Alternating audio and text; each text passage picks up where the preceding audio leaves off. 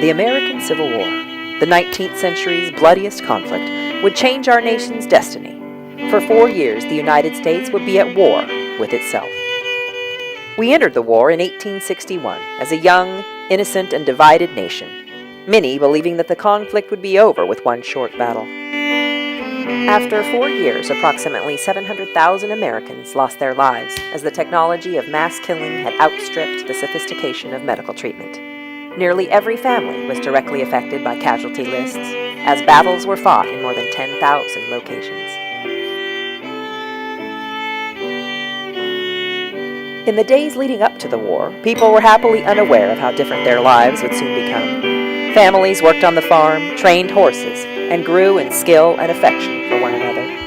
In the northern states, people were experiencing an era of tremendous growth, which was creating a fundamental economic difference between the North and the South. In the North, manufacturing and industry thrived, while the South's economy was tied up in farming, which relied on the labor of black slaves to grow their biggest crops, like cotton and tobacco. Still, families from the North maintained strong ties with their Southern relations and enjoyed many playful diversions together, while Southerners sent their daughters north to find husbands. Our country was united.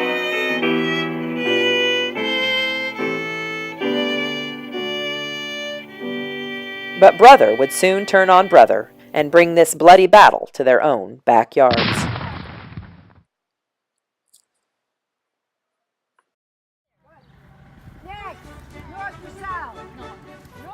At Fort Sumter, war fever gripped the country, making recruitment easy for both sides. Many men showed up filled with excitement over what they thought would be a short battle. While the North was more well-equipped for battle, Southerners showed up with anything that could be used as a weapon. The Civil War brought many advancements in gun technology. The minie-ball was a type of bullet that was used throughout the Civil War. Designed to expand while traveling along the rifle barrel, it increased muzzle velocity as well as providing spin to the bullet, expanding its accuracy and range. This advance in weaponry, along with outdated military tactics, are often cited as a reason for the large number of casualties. Most soldiers were volunteers as common infantry or foot soldiers. Quite simply, they marched from battle to battle. After they enlisted, recruits became accustomed to Army life's hours of boring drills designed to get them to fight as a unit. Several hundred women fought as soldiers on both sides. While on march, as much as 30 miles a day, they ate meals of cornmeal, salt pork, and hardtack.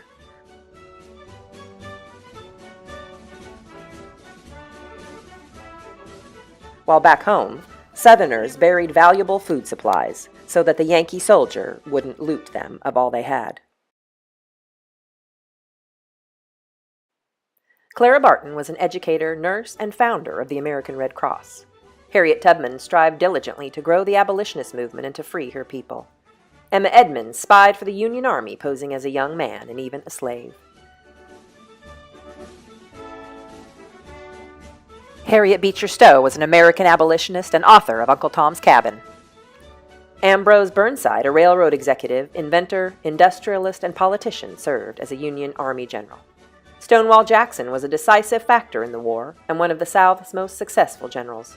But it was Ulysses S. Grant and General Robert E. Lee who would both be considered American heroes.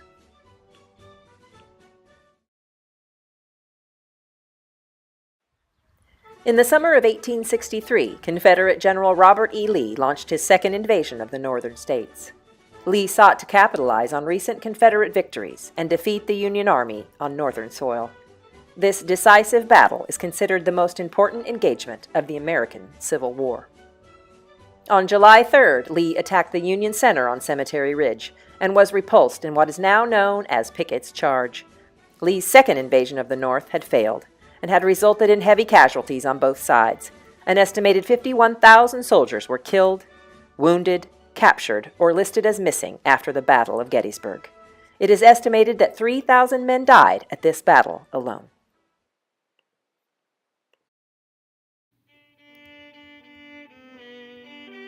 There were an estimated 1.5 million casualties reported during the Civil War. Most casualties and deaths in the war were the result of non-combat related disease. For every 3 soldiers killed in battle, 5 more died of disease. The Civil War was in the middle of the Dark Ages, when wounds from their sophisticated weapons had to be tended. The most common surgery for the wounded was amputation. Twice as many soldiers died from disease as from battle wounds because of poor sanitation in an era that did not yet understand the transmission of infectious disease like typhoid, typhus, and dysentery. On April 9, 1865, Robert E. Lee surrendered the Army of Northern Virginia to Lieutenant General Ulysses S. Grant at Appomattox Courthouse in Virginia. His surrender signaled that no hope remained for Confederate victory and that indeed the Union would survive. This surrender effectively ended the American Civil War.